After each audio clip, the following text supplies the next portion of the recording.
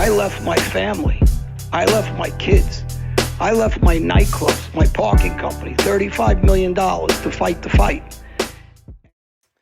Welcome everyone to another episode of Mafia Truths with John Alite. I'm Felix Savine, to my right, the star of the show, John Alite.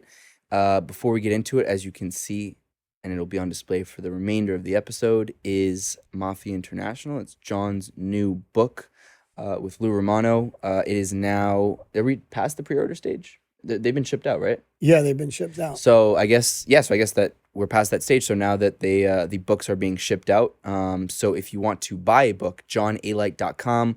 We're also selling, of course, those signed baseball bats. Hopefully soon, signed photos, the signed books or not signed. You have that option on the site. I think you can also get your previous books as well, I believe. So johnalite.com for all of that. Our Patreon, of course, we always talk about it. We have those monthly live Q&A call-ins. You can be a part of that Patreon family and ask John everything you've ever wanted to ask him. We post everything early there, some bonus content, discounts on different merchandise. So subscriptions start, I think, as low as $8 a month. So come, join, support us. It would mean a lot. So the link to that is in the description of this video. And then I think that's it for all the housekeeping stuff. But today, I think, I know we were talking about. Let me tell you one thing. Yeah, go for it. Sorry, guys. The cover of this book was done by Fidel Berisha. And for the people that don't know, but I think most people in the modeling world, tennis world, Miss America know who he is. He's one of the most famous photographers out there. He did a great job, and I really want to thank him for the work he did. And it was great working with him. He's also an Albanian. And he's a guy that's helped our community immensely in any way he can. So I really want to give him a shout out because he's a great guy, gentleman, and one of the guys I really appreciate what he did for me and what he does for Albania. And he made you look younger there. I know that cover was done about only 3 years ago. So it's because all you guys write all these comments is stress, man. Yes. Yeah. I got my glasses on. I got to take them. I got to keep them on. Sorry, I had a late night drinking last night with my brother-in-law. Happy birthday.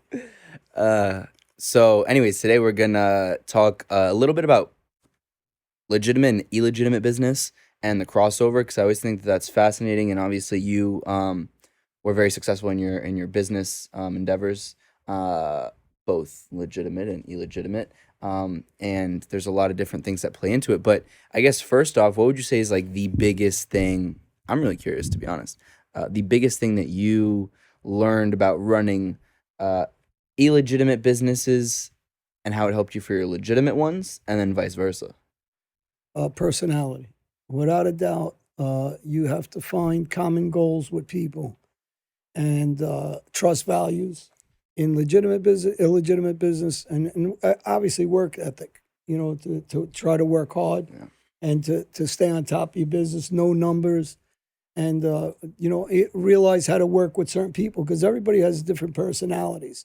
So you're going to have to deal with the different personalities in the street or in legitimate business and with your customers, whoever they may be.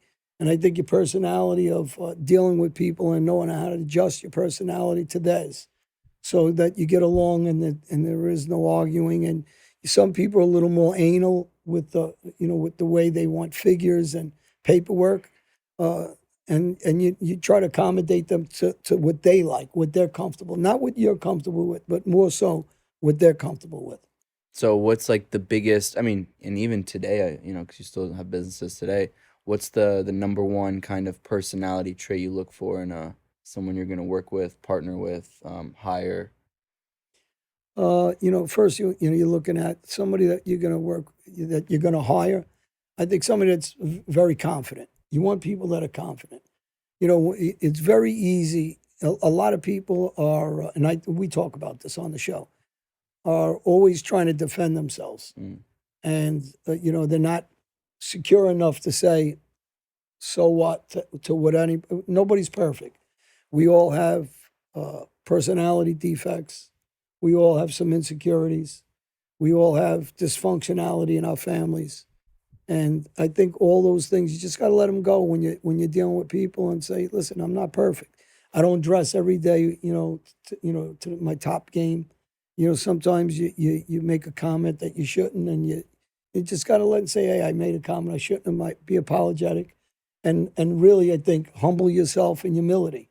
I mean, humility and your ego. So if you get rid of the ego, then you're okay with everything, and say, hey, like, you know, basically when someone's attacking you or someone doesn't like what you're doing, like, what's your point? Your point is nobody's perfect. I mean, you know, so What would you do when, say, for your legitimate businesses, you had a problem with someone, um, and you were trying to go the non-violent route, or non-intimidation route? What was your kind of like go-to of, how to handle that? well, you know, we owned a pizzeria, my family, my sons and myself, and a lot of customers would come in. And they wouldn't be happy, you know, to complain about the price or to complain about the food and you know different. And a young guy came in one day, a big kid. He was a young kid. He was about 16, 17 years old, and he was sitting outside in front of, you know, we had a couple of tables in front, and he started kicking over the tables, and he threw a glass bottle on the floor. He threw it, you know. So I came out, and I said to him, "Hey, what are you doing?" And he got up, like, he goes, "What are you going to do about it?" So, you know, now How old are you at the time? this is a couple of years ago. Oh. So, so I'm thinking to myself, all right, if you hit him, you look like a big dummy because even though he's a big kid, he's a kid. And so you can't hit him. He's threatening you. And he just broke a bottle in front that, you know, there's a lot of old people that come in and walk because there was a train station right there. The steps were literally at my door. So God forbid, you know, somebody fell or a kid fell. So I'm trying to reason with him, and that didn't work. And so I was like, all right, listen, I'll give you another minute. I says to relax, and I'll come back out. And he goes, what the fuck? Excuse the language. What are you going to do in a minute? Like he took it that I meant, you know, physically. And basically what I'm saying is go ahead, kick a couple of tables over, do whatever you want in the next minute. Then I'll come back out, I'll pick the tables up, and then I'll try to talk to him.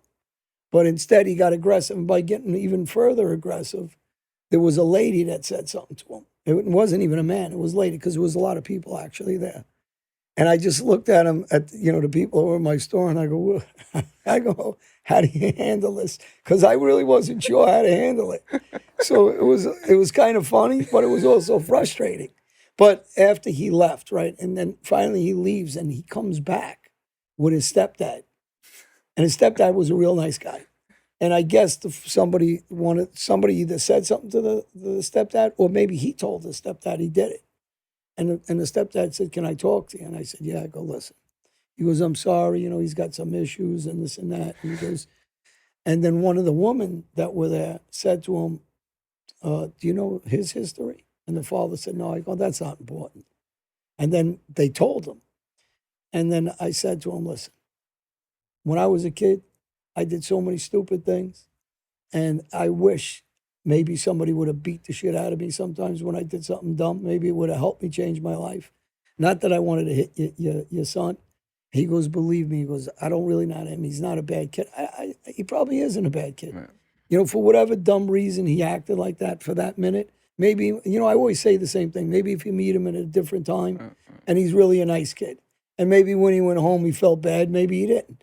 But, you know, as a business owner now, all the people that were there looked at it and said, "Wow, you know, you really handled that well." And I'm saying to myself, I didn't really handle anything well. He said I handled it well. I guess because I didn't get, like, you know, aggressive. And so it carries over because those same customers used to come to my store a lot. And then the ones that didn't, they would tell the next person, "Hey, he's really, you know, decent guy, businessman." And that goes back to, you know, how you handle people in some, you know, bad situations, you know, and that's just one of many. You still have that pizza spot? No, I went out of business because I didn't handle the rest of my customers well. No, we got rid of it right before COVID, thank God. Yeah, we sold it back, and we got rid of it. But I mean, it was a good business, but you know, that business, people that are in the food industry know it's a 24/7. Yeah. It's really not an easy business like people think. What was like the easiest? So of the illegitimate businesses back in the day, what's the easiest money one? Drugs? Oh, without a doubt, drugs. Really? Just because the margins are crazy. The margins are crazy. When you It's work, so easy. see, in business, and that's good that you brought that up, because in business, you look to get into a business where your profit margins are good. Yeah. So obviously, in illegal business, your profit margins are great. Mm-hmm. You know, you're talking about whether it's a drug business, sports business. Think about this. Let's go back into out of the drug business. We'll talk about the bookmaking business. So if you bet a game, one game, and you bet $25, Mm-hmm. 5-time bet. When you lose, you pay $27.50. So it's $2.50, $2.50. What do you mean? So when you bet a game, you bet with me, and you bet what they call 5-time bet. 5-time bet is $25. Okay. So when you bet $25, if you win, I pay you $25. If you lose, you got to pay me $27.50. Oh, because it's the $2.50 VIG. It's just right. what they It's call the, a it's VIG. or did you guys do like minus 110? Well, you lines do, in the yeah, back? you do lines too. Okay. So it's the same thing. It's a Okay, line. 50, gotcha. For every 50, it's Yeah, yeah, yeah, $55. yeah. You know. So okay. So now think about it. At $25, you lose $2.50. So if I have, and now I want to take this in bigger numbers. So if I have 10 people betting, right, Mm-hmm. and they all lose $25, and the other guy wins $25, Right. I still get $2.50 Right. on the difference. So you bet 25, you lose. You owe me $2.50. He bets 25, he wins. I make $2.50. But now take that numbers by 200 people. Now you're talking about, it doesn't No, sound I like a know. lot of No, I money, know. but now you're doing that I mean, day and night. there's a reason why Vegas is Vegas. Right. Now, casinos don't go out of business for a reason, Yeah. because of money margins. Now, the same thing in the food business, your money margins aren't that big. You know, it's not like people, you're working off small margins, Mhm. but what you need is volume. So, you know, you try to develop a Yeah, business yeah. with volume. And then the next business that is very good, and that's the reason why I went into it, was the nightclub and bar business, because your astronomical numbers in liquor. Really? So Oh, you yeah. you know you get a quart of vodka, and you're selling a shot for, you know, these days, you know, you can get These days $10, it's like $12. No, these days it's like Well, a 20. drink you can get 20 and 18 and $25, but you get about 25 shots out of a bottle. The other day I was at a place that was $19 a shot Yeah, it's a lot of money. for a fucking Yeah, shot. yeah. No, you know, I owned 4 nightclubs, so you know I made a lot of money, because now, you know, the bartenders, even with the overpouring, Yeah. even with the Yeah, stealing. Yeah. But what does it cost you for a Yeah. bottle of vodka, and then you're getting 20? It's like these days at a club you could pay $250 for a bottle of Grey Goose that you buy at a liquor store for $40. Right. Yeah. You know what I mean? And now going back to buying it at a liquor store, like you said, but then how about you got guys like Yeah, us exactly. that are not buying them it at legitimate? $15 Right. now. We're not buying legit. Yeah. And then, you know, you have a lot of these clubs, for the people that don't know, they water it down. Yeah. They put water in their bottles. Not, you know, a lot of clubs, any legitimate place doesn't do that, because it kills your business. Yeah. But some of the like shacky places, they all do it. I mean, it's crazy, but it has actually, in a way, it's smart. Okay, but to be fair though, the club business is fully legal. I mean, maybe some of the ways in which you went about some of the things Yeah. of that. What's an aspect back in the day, of course, that were some of like the shady ways that Well, we would make deals with our liquor salesman.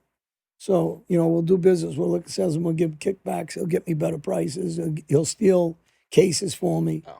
You know, so when I had the glass shop, you know, I would get a guy that, you know, was delivering Safe Flight's a big company, and we used to do business with them. So I would get somebody that, you know, was delivering glass, and obviously he would get hijacked with his glass. And, you know, we'd kick him the money. We'd take all his glass, and now we're selling glass at, you know, basically, you know, 100 and something % profit margin. Right. And, you know, a little bit. So, you know, those are the deals that, you know, in our business. Now, same thing in the machine business. We used to have in all our bars and nightclubs, joker poker machines, you know, they pay out. And this, so yeah. there was other Maybe angle. you could rig those. And I was going to say, you could set it on levels. So, you know, people like when they go to the casino, these machines are set at a certain level. Right. That's why the casinos are casinos, and they don't lose money. I don't get why. I don't like the machines. I really don't get. Well, you know what I would never trust You know the what the machines. biggest business in the casino business is? The machine. Oh yeah, business. it's the machines. I mean, when you walk into a casino, you see like some not Because they can't lose. Savor, yeah. Oh, they can't. There's no chance. They lose. And your best as a gambler is your best margins are blackjack. Yeah. So you get a lot of, but Yeah. black. You got to know how. You to got to play. know how to play. You got to know how to play. Because you got people. We should go soon. Yeah, we got to get back to the casino. Yeah. Well, that's for a conversation for another day. Yeah. But so, I'll give you. So on a business level, we'll go into my parking company because I had parking company, and I would go to a restaurant, right, and you would try to manipulate that owner into doing it. He's going to say, listen, people are paying $200 as a couple to come to my restaurant. I don't want to have to charge them for the parking. right. So you would try to convince Gotcha. them into, and here's my sales pitch to a guy that has a restaurant. I'm going to say, listen, let's use a nightclub because it's better. When a guy comes to your club and you don't have valet parking and it's pouring out and he doesn't want to park his car down on the other side if he comes late, he might not ever come to your club. Mm-hmm. You're going to lose a customer you don't know about. If girls come to your club and they don't want to come and be harassed in a parking lot when they're dressed up and they look good and whatever, they don't want guys to bother them in the parking lot.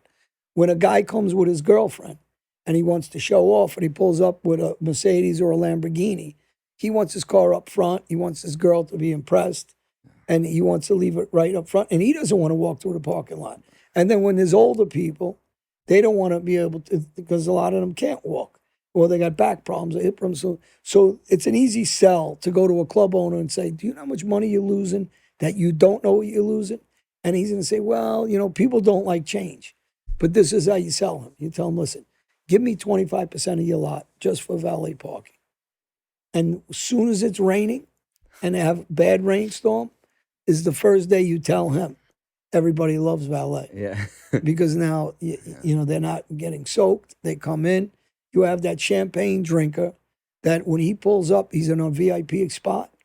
And he's the guy that's spending, he's drinking Cristal at your club. And he's spending more money than you got 40 people spending. Yeah. And then the club owner gets used to it. Then you ask him for half the lot. And even as a parking company, I never liked taking the whole lot for valet. Because you want to leave an option to the people that really don't want it. But for a lot of reasons. Some people are cheap, but some people don't like anybody in their car. Some people don't trust, and they think people are going to steal what's in their car, inside the car. And for those reasons, it is true too. So it's good to have an option. You trusted people in your car? No. Yeah, never. And I'm an owner of parking companies. And a lot of times... I feel like it was in your car back in the day. You don't want anybody. No, well, in my car... It was like James Bond. I had to touch to get something, and there was something in there that you shouldn't touch. So it just... Yeah, you had a bunch of bad shit. But yeah, wow, interesting. We used to have a guy that actually would make us a drop spot in the car. And the cops know this stuff.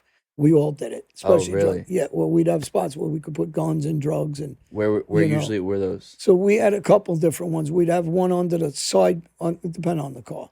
But we would have it up like the old cars used to have that little hump in the front of your car. So we used to have it dug into there. They would cut something in. Over your your No, it's in between the passenger and the driver.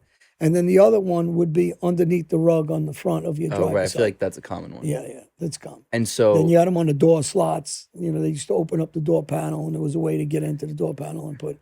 So you'd have weapons there or drugs. So when you when you would get a new car, you would then take it to a specific guy who knew it. Well, our friend did it. Yeah. Interesting. It wasn't a specific guy because if it was a specific, he might give you up after you pull out. Say, well, here's this thing. And so, in your main car, say, how many little drop spots do you have? No, just one. Just one. But you would keep, like when we were moving around, especially when we were moving with drugs. It was good to How have much it. How much could you keep in there? Well, it was big enough, I guess, to hold a key or two and a gun or two. Not bad. Yeah, it's not bad. I mean, a lot of guys, when they're traveling cross state, they put it in. There was so many places they put it. Put it in a wheel well. They put it in within somewhere inside the trunk. They would do something. I didn't do any of that stuff. Did you ever have any interactions when you had a lot of? Actually, you told me the other day. When you would have a lot of drugs on you. Your worst interactions with the police. That must be stressful. Well, I used to take a taxi a lot. Right. And that actually I got. This is interesting because you told me this off air. So yeah, right. We talked about this the other day. So instead of driving my own car, If say I had a 10-key delivery, right, and it was to one of my guys. And just for people out there, 10 keys. So at the time, a key is like what? Well, back when I'm talking, like 44,000 a key. So that's like how much an equivalent today would be like. Oh, back then you're talking, it's 400 and something, 450,000, and then when you cut it, it's like near $1 million. So that's so if you have about 10 keys, you could have close to, all said and done, like about $10 million equivalent today. Yeah. What you're traveling with in a little taxi cab. Yeah, an equivalent to that. Yeah. You're not. Well, you must be stressed when you're traveling with that. Well, you still a little bit, but here's the thing: you're calling a taxi, you're putting a bag on the floor, right? Now, a cop told me to do this, so. And the cop that used to work with me. And the reason why is because say they do catch you and say your print is on the bag. All you got to say is, I was in a guy's taxi. It was by my feet. I touched the bag to move it over. And I looked, I was curious to see what was in it. To be fair, I don't think they would believe you looking at you. Well, no, it doesn't matter, but as a defense, I know what you mean. Yeah, legally. As a defense legally, your lawyer can use this and say, his hands are on it because he was like, wow, what the hell is this? And I started, you touched it.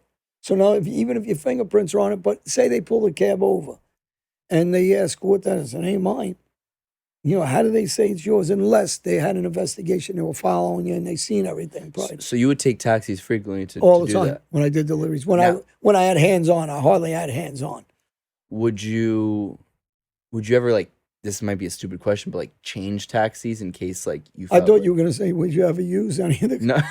Yeah, once in a while. A little time, you take a little bump for you guys out to use. Yeah, everybody knows how that goes. But would you ever have to like change taxis or change like to... No. No. I'd actually, when I did take a taxi, I wouldn't take a yellow taxi like everybody thinks. We used to have, like back then, we had Blue Lane. Blue Lane was our neighborhood taxi company. So I'd call them. They all knew me. And I'd take them to wherever I was going. I'd make them wait. So I'd go, I'd come back, and I'd keep the same guy. Oh, yeah, so you trust them. And well, they didn't know what I was doing, but they might have had an idea. It didn't matter. There was, guys that knew us. Wow. So you would say, so in order of like the most profitable illegitimate business, drugs, bookkeeping? The most profitable drugs, obviously. Drugs, and I'm going to tell you something, the most profitable legal business is the parking industry. Yeah, we talked about this. This is a business, no matter where you're going. Can't give too many seats. People got to park their car. We got to do this. I know that. We got, and I'm going to tell you, here's another thing I used to do. You'd go to a good nightclub, and they have a parking company, and whatever the parking company's doing. If it's not a big company, you go talk to the owner. You try to get to know the owner before you sell. And this is back to legitimate business now. Before you pitch a guy to do business with him, you're better off. Example, go to the bar, go to his bar, drink in his bar for a couple of months, let him know, you get to know him, talk to him, get around with him, get a relationship with him. Once you get a relationship with him, you could tell him, hey, how's your parking company? You happy with them? And they go, yeah. When you're not happy, let me know. First pitch. You never close a guy on the first pitch. For people that are in the sales industry, they know. The first one's the cold call. That's by hanging out there. The second one is the pitch, like I just gave him. If you're not happy, here's the thing. Right. Now you close the deal. Whether he calls you or not, after the third, now you go back again and you say, how's things with the guy? You still happy with him? Yeah, I'm happy with him, blah, blah, blah. Now you try to close him and tell him, listen. How do you make him not happy with him? No, we're not at that point yet, okay. But we're at another point. So now what we're going to do is we're going to take him and I'm going to pay attention to how much money they're making. So I'm going to send one of the guys that work for me. I said, go outside and count cars for me. So they'll click on a Friday, on a Saturday, we'll put some time into it. And I'll get an amount of cars. Say they're parking 200 cars and they're charging, it depends on when I had my business at the beginning. We only charged $3 a car. Then we had it up to $10 a car, $15 a car. Like Tennessee, I was in Tennessee, we were charging $25 a car. Believe it or not, the valet parking business in Tennessee is just as big as New York. How'd you get to Tennessee? We were in 6 different states. So we were expanding all over. But what I'll tell the owner is once I get a car count, I'll tell him, listen, obviously it's not legal. I don't think it is. But it's definitely a gray area. I go to the owner and I'd say it was you. And I'd say, listen, I really want this account. Now you know me. So we're just talking regular. And he's like, John, I like the guy. He's a good guy. He's a good kid. I go, forget all that. I'll give you 50,000 cash. I'll give it to you up front. Give me the account. I says, and next year we'll talk about it. Plus, I'll give you a percentage of the let me run the business. Give me 90 days. Let me see how much, I already know the numbers. I just tell him that.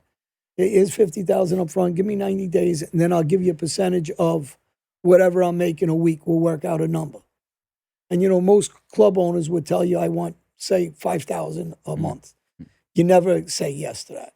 Because just in case you're having a bad month, you tell them, listen, I'm not in the nightclub business. I'm in the car business. I'll give you per car. So if it's 500 cars, I'll give you $1 amount per car. But I'm never going to give you an amount that's unforeseen because maybe I had a bad month. Maybe it rained on me. Maybe it snowed. Maybe he had a fire in a place. Now I owe him the money. Right. So these are That's some good of the business techniques. advice. Now, the next thing you would do is, you'd go to these townships and find out who just got a permit to build a club somewhere. Right. When they do get it, I'm giving everybody advice in the car business. When you get that information from the township, now you go around to everything that's existing in the area of parking lots that are open pieces of land, and you go lease them.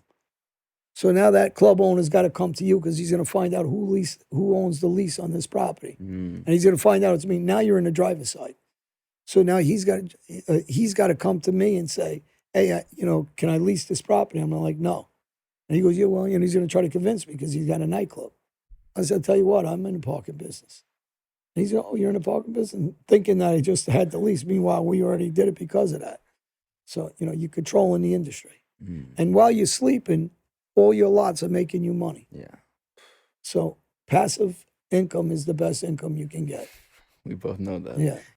And now we're just going to take a quick break to give a massive shout out to Manscaped, who is sponsoring this episode of the podcast. Attention listeners across the galaxy, all the way from Australia to Houston, do we have a pube problem? If so, John and I's friends at Manscaped have cleared you for takeoff with their 4th generation and brand new Lawnmower 4.0.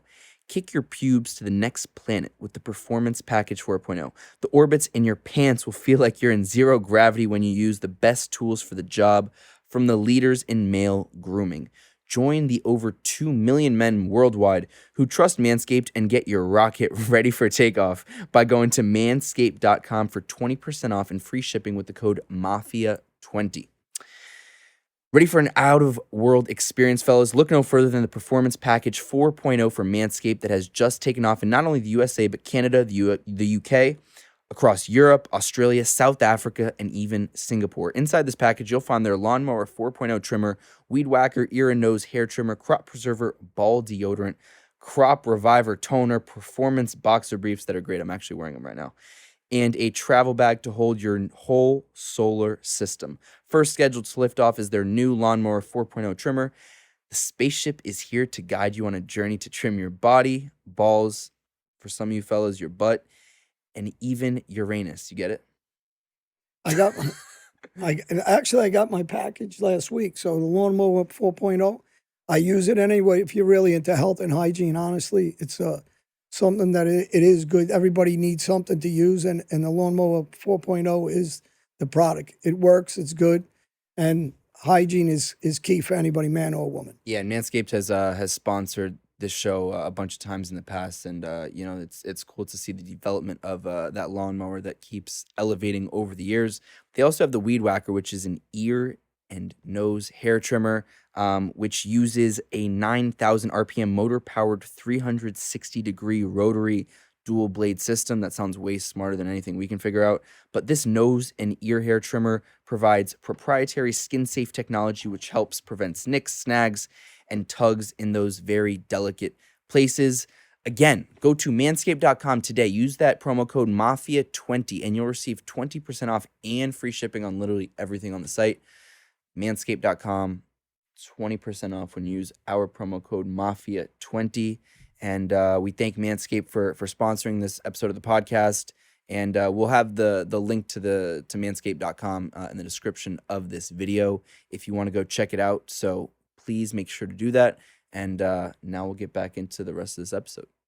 Yeah. Wow. So anybody looking to make money without going to work, there's a guy that's a billionaire. He does talks. I forget his name, and he talks about I work 70 hours a week without going to work, and this is what he talks about: businesses like this. It's crazy. It's crazy. So you would say, in order though, drugs, parking, more profitable than bookkeeping? Bookmaking's a great business. All the seasons I had, and you know, for the people that know sports business, I had about 120 or 130 customers on an average every season. Out of 100, you know, when guys are playing suckers, I'm talking Yeah. guys that just regular every day, not handicappers. There's some sharp guys Yeah. that could beat you if your points aren't right. In other words, you get a line out of Vegas, you got to be on top of your line. The line moves sometimes course. with the action, so they can beat you. But if you're sharp, then they're not beating you. But out of 120 guys, trust me, I'm beating 118 guys, 110 guys, 105 guys. A couple guys are going to beat me, but they're not only betting with me, they're betting with other bookmakers, and they're going to be losing with them. And I'm talking about just the regular we call suckers. Now the sharp guys, they'll bet college basketball is a sport where they can the lines move crazy. They can kill you there if they're sharp. Yeah. And you know, so you have some sharp guys. And by the way, there's a guy for the people that don't know. There's a guy John Massa, who is he gives picks of the week. He's on YouTube. So this is a guy that grew up in my neighborhood, really sharp when it comes to the sports business. His father was in the sports business. He knows the sports business in and out. And he does a YouTube now giving advice on games. He gives, I think, 2 or 3 picks. And the next day he'll review his picks. And he's a guy, if somebody's is gambling, actually you should do that. And follow his YouTube and see how you do and see how he does for you. But I'm telling you personally, I know him since he's a kid. And he knows the business. He's really a sharp handicapper. Did you ever have any casinos? No, I didn't have, we always had games. We had dice games. We had, you know, so we had different, you know, obviously we ran. How hard do you think it is to open a casino? Underground, like we did. Anthony Ruggiano used to run them all.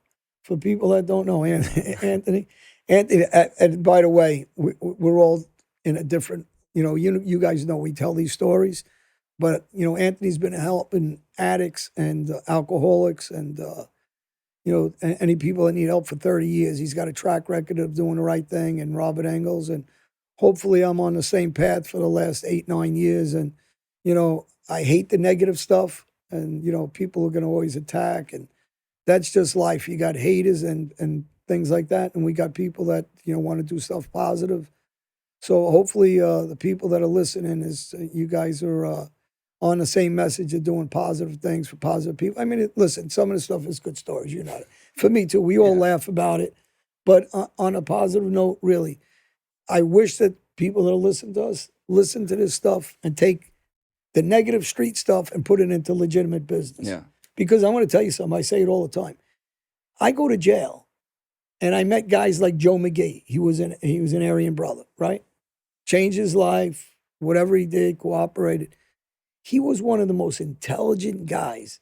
Like, if I had to survive on a desert island, I'd be dead because I can't figure nothing out.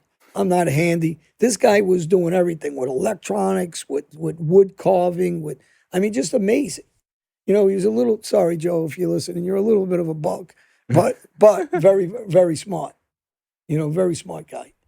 Interesting. And you wouldn't know it by looking at him because he looks like a thug. You know, he looks like a street guy, but smart. Me, I look like I might be a little intelligent, but I'm dumb as a stump. You so then how many, like, are you doing all these illegitimate businesses at the same time generally? Yeah. When I got prosecuted, one thing I got to give credit to the prosecutor, and he's pretty smart. Jay Tresman, I'm giving you a lot of props.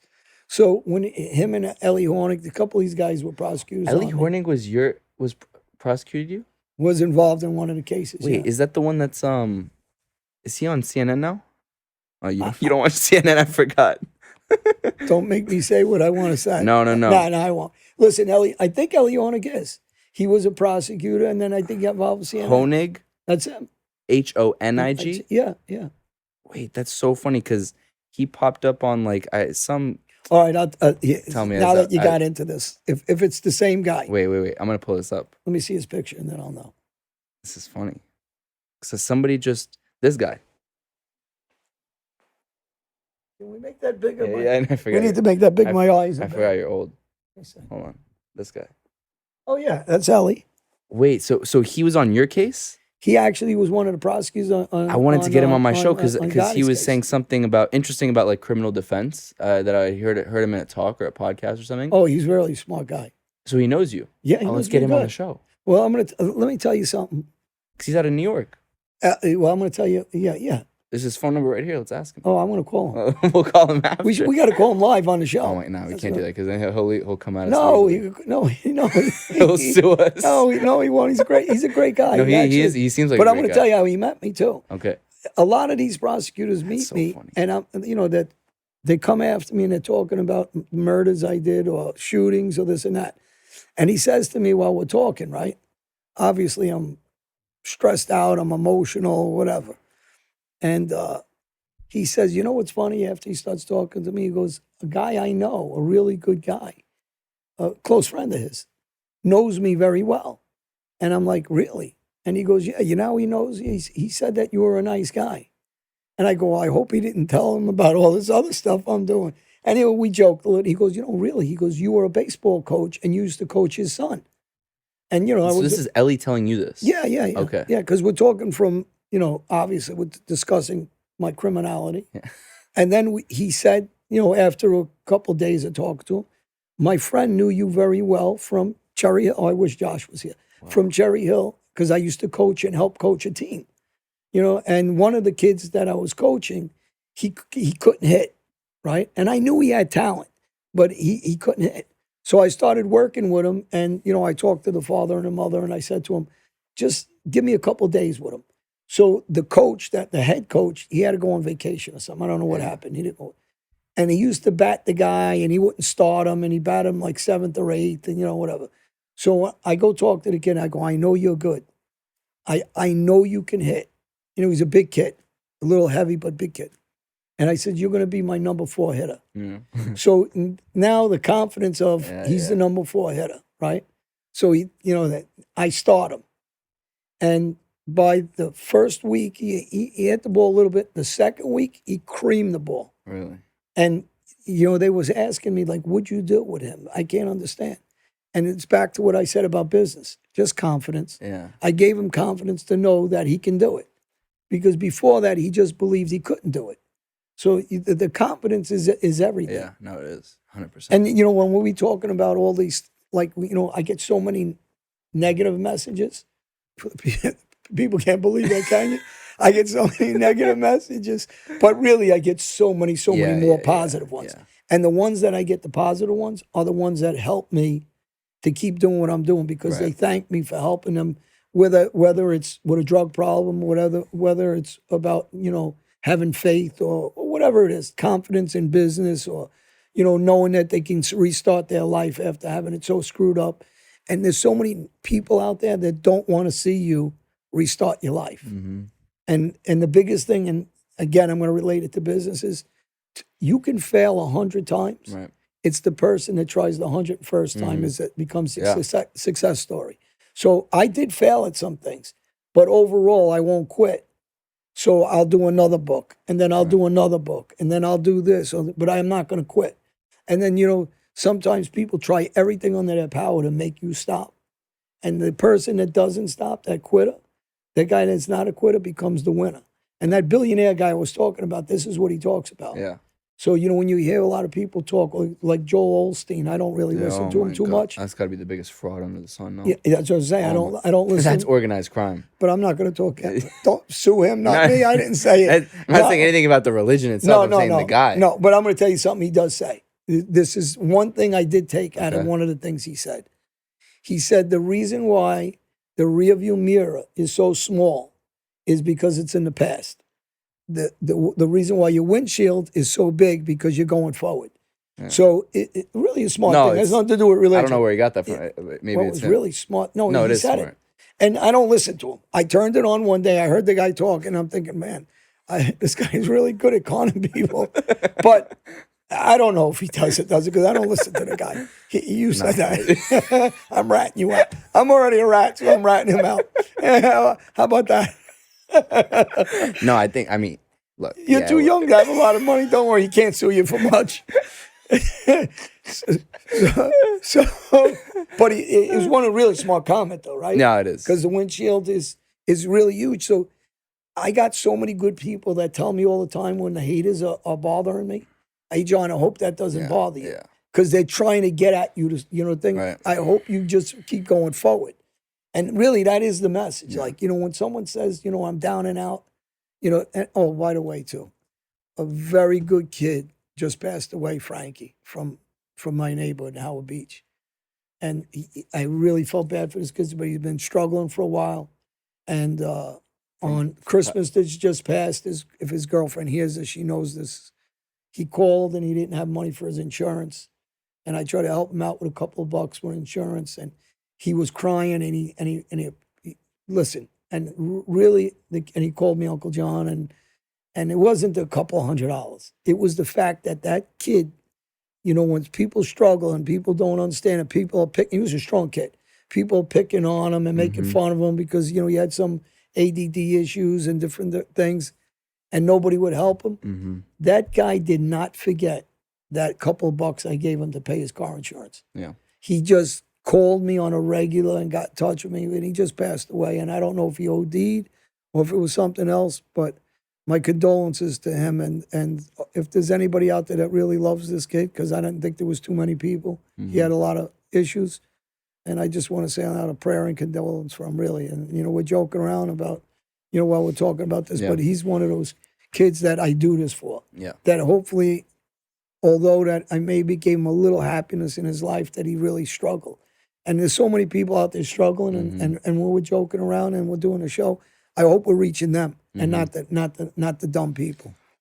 Yeah, and I mean, like, based on how many messages we get, you get, I get, I'm quite confident that some people at least are getting the right messages from it, which is ultimately the most important, and I know that you, you get a lot of messages, and I see you answer them. So yeah, I mean, like, same thing, I guess that's John obviously has more experience in that department, and ways in which to help. So if anybody ever always feel free to reach out to us, and we'll or he will guide you, and I'll do whatever I can as well. Because you're young, I'm old. I went through. Yeah, you went through. I went through. People ask you what makes you such an expert. Pain, suffering. That's what makes me an expert. Yeah. Well, when you live life and you've been through so much heartache, you have advice to other people that are going through the same heartache, so they don't feel like they're alone. Yeah. Because I always say the same thing. Well, we're sitting here. It's a beautiful day out today. It is. There's people sitting in jail cells suffering. Tell me how that's worth it. And then there's other guys that are they're on the beach today. Yeah. Well, it's funny because even the other day when we were recording, and you and I were talking after we were walking to my car, and I was just like, look, like, yeah, they took away all your money and shit like that, but, right now you're outside and it's a beautiful day, and, you 10 years ago, you were locked in solitary confinement with 4 walls around you and only a mail slot that you were being fed meals. So, and you were telling me that, like, yeah, I'll take this over any, like, even if I don't have the money and all that I had before, like, so much better. You know what? Because God blessed me in different ways that people will never think, right? And people say, oh, they curse you and this and that. Those same guys that pursued me to lock me up are the same guys that helped me get my life right. So I don't hate them. There's people, they put you in jail. You could talk about the prosecutor you're just talking about. Those guys are gentlemen that actually, every way in different ways, they didn't just come knock on my door one day and go, let's pick on this son of a bitch and ruin his life. I'm a realist. These guys were doing their job and took me off the street because I was doing the wrong thing. And in turn, I actually look up to him. And people are like, how can you look up to the guy? Because he's not the guy trying to shoot me back in the back of the head. That's who I'm trying to make these kids avoid. Those guys that they think that are their friends out on the street. You know, it's Well, a big I difference. think that's also, and it's not like, and for lack of better, it's not to kiss your ass, but I do think that one of the cool things that I've and getting to know you is that like you have like a like almost like a weird amount of respect for people that you never that like technically speaking you should hate. Like these same prosecutors are people that were like trying to lock you up for years. I love whenever you're like amazed at how smart they are, and how much you actually like genuinely like them. Because most people would not expect you to look up to a prosecutor who tried to put your ass in solitary confinement. You know what I mean? And I think that that's also like to show you kind of the this. I mean, in your ways, like your growth, right? Because there was probably one point in time where you're like, "Fuck these people." Oh, I hated them. Hate them. But now, you know, came like out. when you're a little kid and your father hits you and you're like, "I well, she dies." I hope. Yeah. You know, we're grown men saying that about Yeah. these guys. It's not like they did anything to us. They didn't just knock on some neighbor's door and go, "Let's just pick on this guy today." Yeah. You know, so you got to be. But it took me a long time to think the way I think now. Yeah. You know, when I look at, I'm saying like when you get people hating you, I don't want to like those people anyway because they're not living the right way. Right. They're not living in a good life. The only way they live is negative. You know, like some of these people, people think that, when they're writing on against us or against me, and I'm like, what's wrong with these people to waste their time? Even if they hated me, why would you waste your time every day writing that? Like it's just insane. You know, I just did that show on ESPN, right? The radio. Yeah. And I was talking to the host in Charlotte. Who was the host? In Charlotte. It was like it was the North Carolina ESPN. Yeah. Yeah, I remember that. And what a nice guy. And we're talking about, me doing these contracts for whether it's BuzzFeed or ESPN or, whatever, GQ. My life is completely transformed to something different. So I look at these people and I'm like, man, I'm glad I made it back to the real world because that's the real world. That nonsense out on the street is just misery. But I can relate to those kids that I grew up with. I do get it. But hopefully, they can end up not having the pain that I had first without, having the pain, then trying to change like I did. Yeah. Yeah, it's damn it, you're still only 58. You still got life. You get it wrong. I'm 48 and you're getting your numbers wrong. And they owe me, you guys, listen, ask Ellie and these guys, they owe me at least 10 years on the last case. So, we should actually bring him in for real. It's serious. It was like Michael Jackson. He wanted to go on one of those things to stay on ice. I was on ice. So they owe me 10 years. I never went out and did anything. I wasn't drinking or anything. He went to Harvard Law. Oh, he's smart. No, he's a smart bastard. Listen, you smart bastard. Come on our show. No, we need you. I wanted to get him on my show because I think he's really interesting. Yeah, really. So we should bring him on ours too. Yeah. So how much interaction did you actually have with him? It was. I know him pretty good. I know him a long time. When was the last time you saw him? Oh, I haven't seen him in years, but he was. I believe he became state attorney general at one time too. Really? Yeah. You got to look it up. Let's see. Honors and awards. Oh, we could look at that after. Yeah, but he's been. I'll tell you. Oh, that's funny. Hold on. He said before joining. I just read a random line. It said before joining the Division of Criminal Justice, Ellie worked for 8 years as an assistant U.S. attorney for the Southern District of New York, where he successfully prosecuted more than 100 members and associates of La Cosa Nostra, including bosses and other high-ranking members of the Gambino and Genovese organized crime families. Ellie has tried 15 cases to jury verdict and has argued over 20 cases in the federal appellate courts and the New Jersey Supreme Court. Yeah. So he was big against you guys. Prior to joining the firm, Ellie served as the director of the Department of Law and Public Safety near New Jersey Division of Criminal Justice, where he directed major criminal cases against street gangs, drug trafficking organizations, illegal firearm traffickers, corrupt public officials, child predators, and white-collar offenders. Yeah, Ellie, so in a roundabout way, Ellie, you owe me a lot of money, actually. I lost all my businesses and everything else. Come on, do me a favor. Come on the show. Well, no, if you say it like that, he's going to think that you're going to come and ask him for all his money. No. He's probably got a lot of it now. I don't know. He really was a nice guy. He's in the right business. He's actually a really nice guy. I got to tell you, the people I interacted with I know. that were trying to prosecute me, like I did a talk with another, agent years ago in Hackensack. Yeah. He was the boss of of the Gambino squad. And I mean, really a gentleman, very religious, very, well spoken. I mean, guys, people want to hate on people for no reason. It's crazy. But I can't hate a guy. No, they were 'cause- doing their job. Listen, I always say it. When I get pulled over by a cop, it's going to be my attitude how that happens. Because even if he's an aggressive cop, as long as I'm just like, yeah, all right, yeah, it ain't going to elevate. Yeah. So, I have a new attitude about the way I handle things. Yeah. So it never elevates because I don't let it.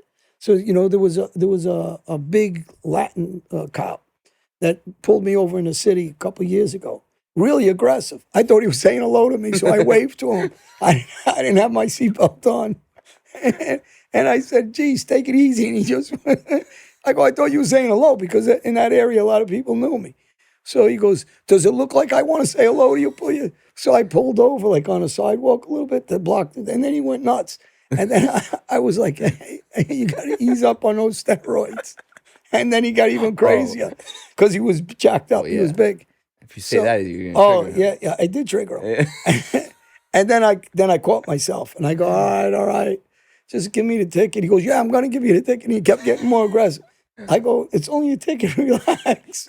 I go, so anyway, he just was, but then at the end, he was okay because I calmed it. Yeah. I was just like, you know what? You ain't getting nowhere with this. I'm getting a ticket. I really didn't have the seatbelt on. I was pulling That out. was the ticket? Huh? The seatbelt? It was just a seatbelt. Oh, my But God. he went like this to me. I thought he was saying hello. So I waved.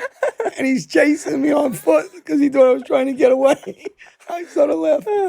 Another time I got pulled out. Is another funny story. When I first come home, I got Frank Sinatra on. I got my convertible top down. And I'm in a BMW convertible. And the light must have changed. So the cop's like, puts the sirens on. So I'm like, what the fuck is he putting the siren on for? I look and it's a red light. So I go, I wonder why he's pulling me over. So I pull over and he goes, what's your fucking problem? So I'm like, what are you talking about? He goes, the light changed. So I go, obviously I was daydreaming. I didn't see it. I just got out of jail. So, it was a nice day. My son was playing baseball. I just came from his baseball game, my son Matthew. So he goes, so you don't pay attention to the light? I'm like, hey, relax, it ain't that bad. I'm so happy I'm out of jail. I don't care about nothing. Frank Sinatra's on playing. You're probably just looking all over happy as hell. My Way's playing, it's sunny out. This guy could have clubbed me. I wasn't going to say nothing. So he goes, well, I'm giving you a ticket for obstructing traffic. I think that's what he gave me a ticket for. And I'm like, geez, Oh, my God. after murder, obstructing traffic, go ahead, give it to me. I was happy for the ticket. All right, you have a great day. I'm going to so think it funny. to myself, I'm having the best day of my life. I don't give a shit what you're going to give me a ticket for. As long as you're not locking me up That's again. it. Oh, my God. Yeah, they're funny stories, really. That's so funny. I'm going back to business real quick. Because I'm curious, I didn't ask you, what are the, of like the failed businesses, what were some of like the ones that you thought would work but just didn't? When I depended on somebody else. Honestly, any business I ever opened myself was always successful. I never failed in one business that I was running myself. But anytime you take a little lazy route and you depend on somebody else and they control your destiny is a big mistake in anybody that's opening business. So that guy that doesn't want to be at that place, doesn't want to listen, even when I had the pizza place, here's another funny story. Because all the Albanians know me and whatever. So 4 Albanian guys are eating at my restaurant there, and I went to clean up.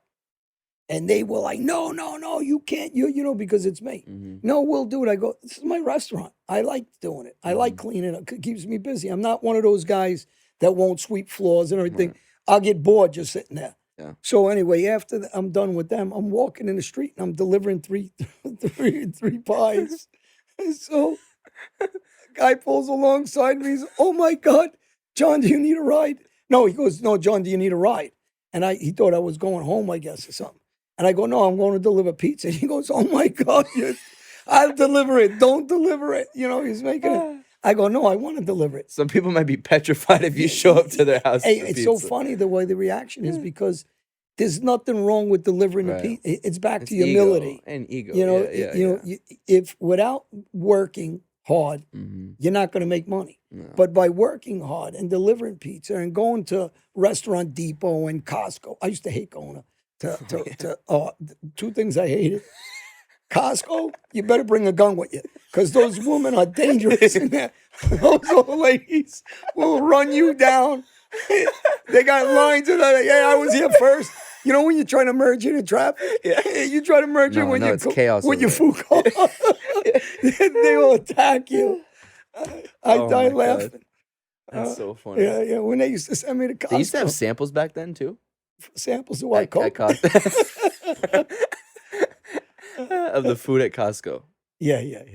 So it hasn't changed in 50 years. No. I had we had the corporate card. I went in there like a big shot. I had the black corporate card.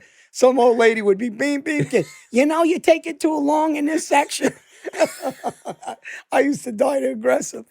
I ain't in no hurry. Go ahead. That's some funny stories. But you also, this is also what you were telling me is when you first got out, you, going back to ego, you were like sweeping floors, right? You were like cleaning toilets? No, stop making it worse than it was. No, I got this guy. He owned like 100. I swear to God, did you wait? You never did that? I've done. Unfortunately, yes. I feel like I'm mixing up two stories. No. I did clean apartments. So you clean apartments? That's what it was. What happened was the guy met me. He knew who I was. I didn't know him. We weren't friends. But he had like 110 apartments. No. So he asked me, he goes, listen, when people move in and out of my apartment, he says, you want to get involved cleaning the apartments and then wait for the moving trucks to come and, because people leave all kinds of stuff there. And then he has a team of people that repaint. And I said, yeah, what was I going to do for a living? So on top of that, I would go to like people's houses that was supposed to be leaving, get a time frame, get a check. So I go to this one. It was these are some funny stories. He sends me to some woman's house he didn't tell me to have in trouble. So I knock on her door and she starts threatening me. I won't say the guy's name, the landlord, because I don't want to get him in trouble. So I said, so-and-so sent me here because you're supposed to be moving. She went nuts. I'll send my husband out here, you threatening me. And I'm like, I'm not threatening anybody. I'm just cleaning out apartments. But this is what I did for a living when I came up. Yeah. And then I was driving another guy around. I don't know, about a year, I guess. And then I was driving a guy around. Yeah. I did that every day. And that was worse. Really? Oh, my God. So you're just waiting the whole time, right? No, forget about waiting. The guy knew me from my past. Yeah. So he thought he had Luca Brazzi driving him around. And I'm saying this guy's going to get me into trouble. I'm driving. Oh, it was funny. He's probably excited. He thinks he's safe now. I've done every job. Listen, I used to work in gas station when I was younger. So I did things, everybody thinks I just became this big drug deal. I worked in delicatessens. I delivered, newspapers. I did everything. I worked a courier service. So I did some funny shit too. It was funny. I did a gas station there. I got abused so bad when I was in California. I just took all the money and I left. The guy's beeping me. And he goes, bring back my money. I said, it's my severance pay. He called my uncle because I live with my uncle. My uncle gave me some beating. And my uncle was rough. He goes, did you take his money? I go, he was abusing me. How old are you? 19. Oh, my God. That's when my father threw me out of New York to try to get me out of trouble. Oh, right. So I was going to school and I was trying to get my life right and that didn't work out too well. Oh, my God. And then I got locked up there like 4 times. Hey, I got to say hello to Bob Costanza, who's my college buddy. It's his birthday the other day. And, of course, Tony, my brother, he's in Connecticut now. We all grew up together in California, went to school. They seen me get into some shit there. They'll tell stories. I got locked up like I don't know how many times. Yeah. They tried to straighten me out in New York. I went there. I kept getting in trouble. Just a few days, like a few little stints. Yeah, just a few stints. One guy that I think we talked about this. I kicked him in the face, and Tony's got to give me his name again. And you know what? He beat up him and his friends beat up me and Bob. Beat the shit out of Bob really bad. Anyway, over nonsense, but they were jacked up, strong guys. So afterwards, he got pulled over. Like an hour later, I was steaming. I wanted to get the guy. And we just happened to be driving past him on Lyons Avenue. And he's on the wall and he's handcuffed. So I says to Bob, pull over. Oh, I think I was driving. I pulled over. They go, where you going? I go, there he is. I forget his name. Tony's got to tell me his name. And I walk up to him. The cops got him. I walk up to him, and I never kicked no. I don't know nothing about kicking anybody. I kicked him in the face. But the cops were there? Well, the cops were there, so they let him go and lock me up. And then he told Tony, thank God, I thought the guy's going to hate me since we're kids. Like, I got no hard feeling. We were kids.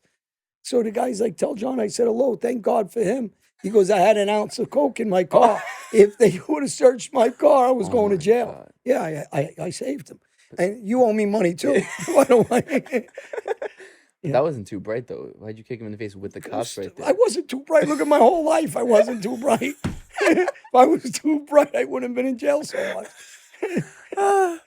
I get awards for not being bright. I admit it. Oh, my God. That's so funny. So how long were you in California for? About a year. Where But then I where went back and forth. L.A.? L.A., Saugus, Valencia. I was all over. San Fernando Valley. Then I used to go back all the time to see these guys. I go visit them and, whatever. And you were just... Then I came back later on successful. Right. I'm pulling up in limousines and I'm drugged there. Before that, I didn't have 2 cents. Yeah. So, I went back like a kid, with an ego showing off. Right. That I made it. I'm trying to show them I made it. My girlfriend at the time, come from, money family. She had a beautiful house and pool and, and I came back showing off. I stayed in a hotel, Hermitage, at it was a townhouse, not townhouse, 2-floor hotel apartment. All big shots stayed there. Pavarotti. Pavarotti was my next door neighbor. I didn't know who he was at the time. I invited him for a party. He giggled at me. And, I told him, you want to come over? Because I was throwing a party at all Cristal. He left. Later on, I found out who it was. I'm an idiot, young kid dummy. But I stayed there. It cost me $2,500 a night, I believe, at that time. Jesus Yeah. Christ. Yeah. You didn't give a fuck at the I time. didn't care. I was showing off. I was a young kid trying to show off that I was successful. Meanwhile, all the bus boys tell me, the bus boys are young. So they're like, everybody knows you're a drug dealer. I go, yeah? That's how stupid I was. I go, yeah, like how you supposed to fool them? I'm 20, 21 years old at the time. So. Wow. Yeah. How much money do you think you had when you were 20, 21? I started making money. I don't know. I spent it so fast, though. I was like, just as I was making it, I was spending it. I was showing off, and I'm Cristal and girls and cars and, just stupid. When you go to California... What do you think I was cleaning houses when I came home for? Would you fly to LA? Because I know you don't like to Yeah, fly. I used to fly. Yeah. You didn't like to fly back then either? I mean, I fly to Europe. Now I'm going to, I'm going to film. I know you do. I mean, I got no choice because I won't get there that way. I take a boat, I take a cruise. Yeah, I fly. I mean, I'm not the greatest guy with flying, but I fly. I mean, I don't like going, I got to have room. So I'll fly business class wherever I go because I got to move around. I can't stand being stagnant.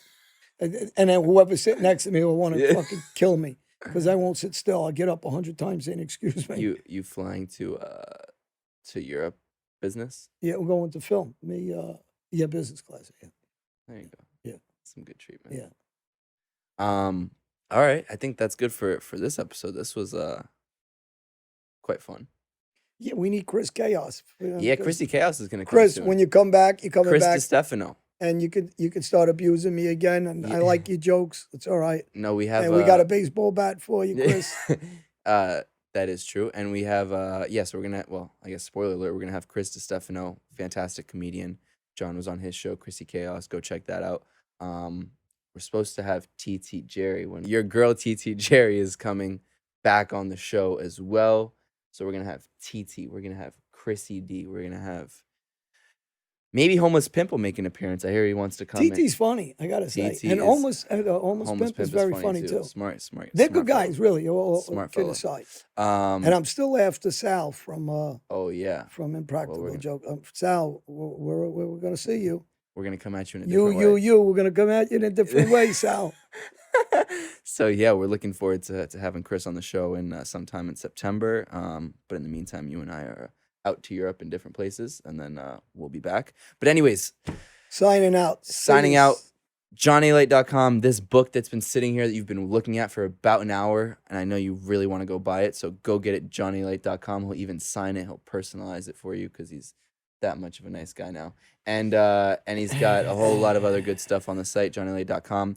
I'm Felix Levine at Felix.Levine on Instagram. My YouTube channel, I have interviews with this guy, I have interviews with a lot of other people.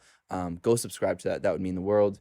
You are at True John Alite on Instagram and Patreon. Please join the Patreon. It's a lot of fun, I think. People are starting to really enjoy those call-ins, and we're starting to really try to get to know those people on the Patreon and, know them by first name. And, I guess as we continue to have those live call-ins, they call in multiple times. We get to know them. We get to know a little bit about their story. We have some cool fans from all over the country, all over the world. Hey, and you know what? Seriously, for Patreon, the people that called in on our last one, and I said something, and I really mean it. For the people out there that had some troubles in their life or trying to overcome something in jails, I want you guys to call in because you guys are the ones that, people hear from us. I want people to hear all the stories about all you guys. And the ones that just called in, the last one we did, and I told them that they don't realize how many people they're helping with their stories because those call-ins mean so much to the people that are going through some shit and think they're the only ones going through it because we're all struggling through something. And I think the call-ins are very, very important for other people to hear your guys' stories, not just our stories all the time. 100%, 100%. And no, we really have a lot of great people on the Patreon, that like consistently write in, consistently call in, some veterans, some nurses, some, we had an engineer the other day. I think it was an engineer or an electrician from San Francisco. I hope I didn't butcher that. But a lot of like really decent people with good messages, good stories, fans, some people that do a lot of great things in the world that just like these stories. So again, if you're not part of it, seriously consider it. You can always obviously cancel your subscription if you're not happy or suggest things that you want to see so that we can continue to improve it because that's super important and we want to continue giving you guys great value and great stories and all that good stuff. So anyways, great. If you're listening to this right now, please review the show. That also helps us. And that's enough of that. And look for me off this show. I'm doing something with veterans on a show tomorrow, actually. I don't know when they're going to release it. People know I've done shows with Brian Basho. I Got You 6. And I'm going to be doing something with Steve tomorrow on his show. And these guys really are, I got the most respect for these guys. They've been through hell and back and war hero veterans. And, I told them anytime they need me or ask me to come on, it's my honor to do anything I can for the guys that honor us in this country. So thank you, everybody. Beautiful. Thanks, guys.